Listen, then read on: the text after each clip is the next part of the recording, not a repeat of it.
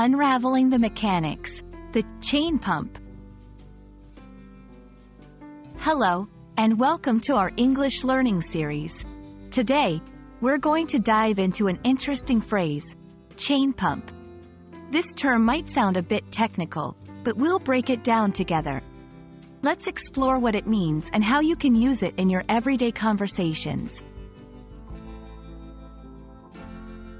A chain pump consists of two main words, chain and pump. A chain is a series of connected metal rings, while a pump is a device that moves fluids from one place to another.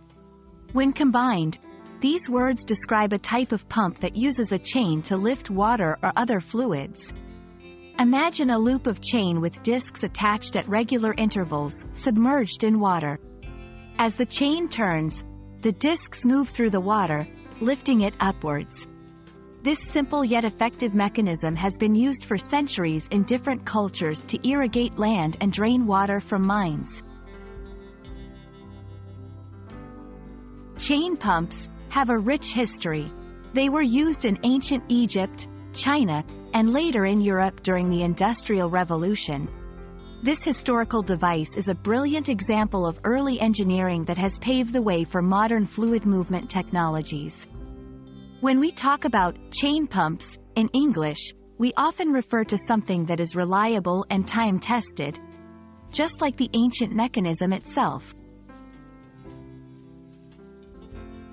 Metaphorically, the term chain pump can be used to describe a process that's continuous and consistent. In a sentence, you might say, the company's training program is a chain pump of skilled workers. This implies that the program consistently produces skilled workers, much like a chain pump lifts water steadily. And there you have it, the meaning and usage of chain pump unpacked. We hope this video has given you a clear understanding of the term and that you can now use it with confidence.